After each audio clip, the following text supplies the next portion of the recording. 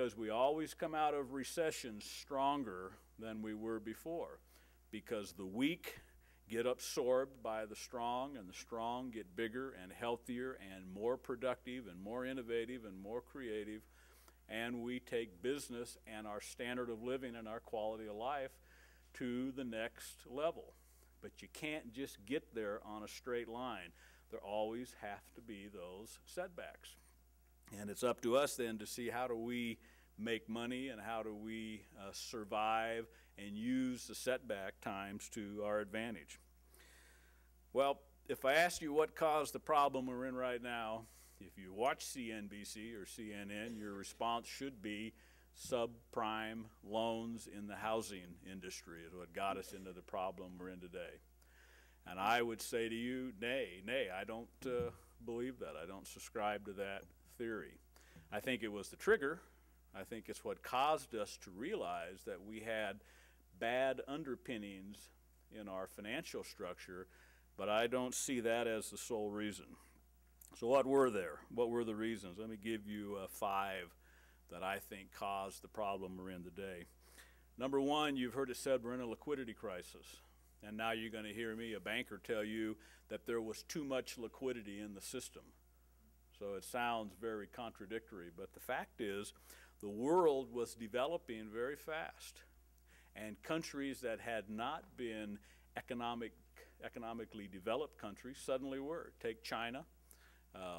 They had large amounts of cash that they were throwing off. They had a lot of liquidity because of their economic development. Certainly Japan had recovered from their economic crisis from a decade earlier. And clearly the United States was at an all-time high in our expansion. And all of this economic activity threw off money. So now you have all of this money that people control, and what do they want in exchange for putting their money somewhere is they want some kind of return. They want a yield like you would get on your interest on your savings account. So as the world looked for places to invest money, they determined, and rightfully so, that the safest place to put large sums of money is the United States of America. Our economy is stronger and safer than any economy in the world. So when the Chinese want to put their money someplace that's safe, where it will grow, they bring it to the United States. Same with the Japanese, same with any developing country. So we had a lot of money that was suddenly moving around trying to find a place to get what we call a spread or to get a yield. We saw it in our business. Lending rates were at all-time lows, and banks were chasing the same customer around town trying to lend that same customer money because they had to somehow earn interest on their deposits because they were paying interest to their customers.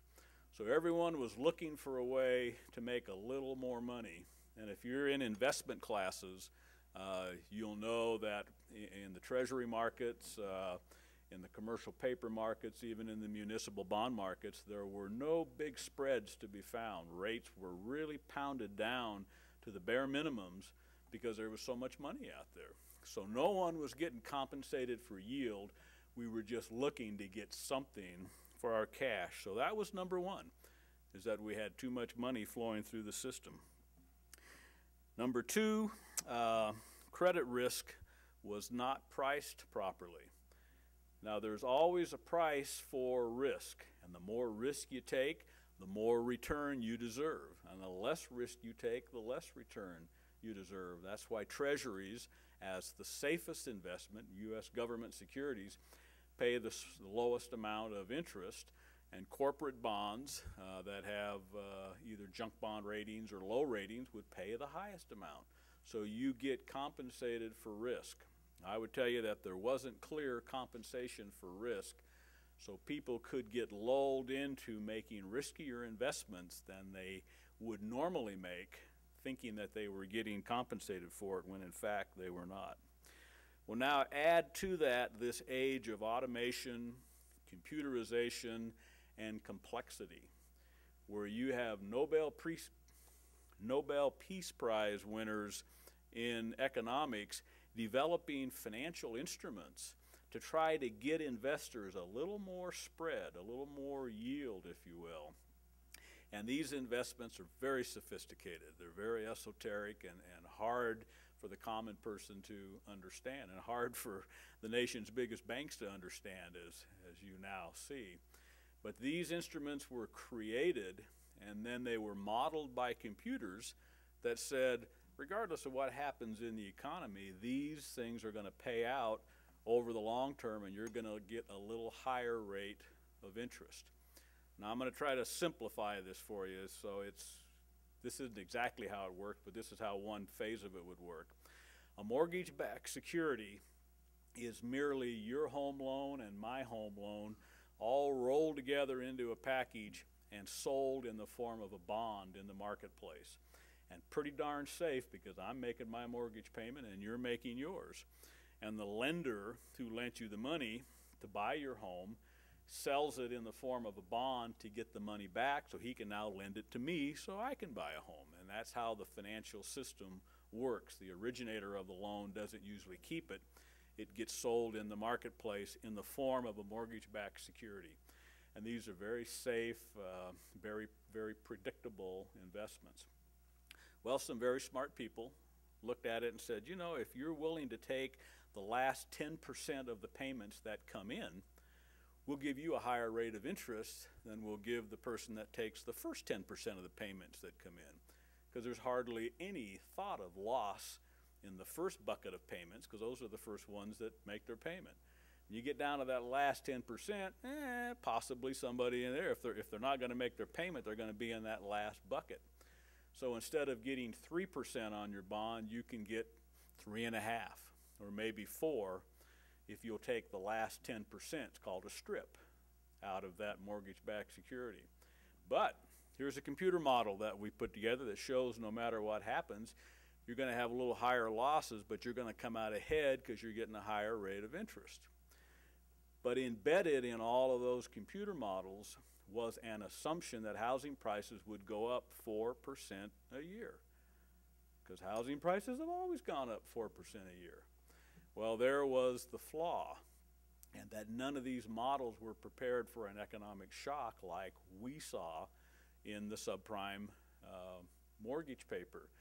So suddenly, when that last 10% didn't pay as planned, that bond went bad, suddenly didn't have value to it. And people began to get their homes foreclosed on because they weren't able to make payments in this subprime arena. So what happens now is those mortgages, which were bad mortgages to begin with, begin to impact good mortgages, because I have a house that's worth $100,000 and I have an 80% loan. I only owe $80,000 on the house. You have a pretty good investment. But when those homes secured by the subprime mortgages went down in value, so did mine, because I live right next door to you.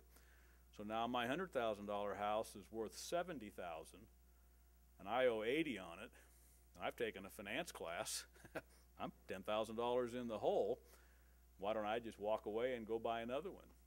So now good mortgages began to be infected because of sliding home prices. And you know what? We just don't see much of that in Montana. So this is more of an academic discussion for us. But trust me, if you have a home in California or Arizona or Nevada or Florida and even Michigan, Ohio, because of the auto industry, this is a real phenomena that they're dealing with. So when you hear about high levels of foreclosure, it's now because some of these houses are worth less than what people owe on them, and people decide they don't want to pay. So take this complexity as the third leg, because these instruments that caused the problems were so sophisticated and put together by very bright people that most of us buyers didn't understand them. Well, if you catch your breath for a moment now and say, why did all the New York banks and the Wall Street banks that bought all these instruments get in trouble? Why haven't you read about any banks in Montana getting in trouble with these same investments? Because these aren't loans, these are in the bank's investment portfolio. And I would suggest to you that we're not very smart in Montana. We didn't understand these sophisticated investments, and so we said, if we can't figure it out, let's not buy it.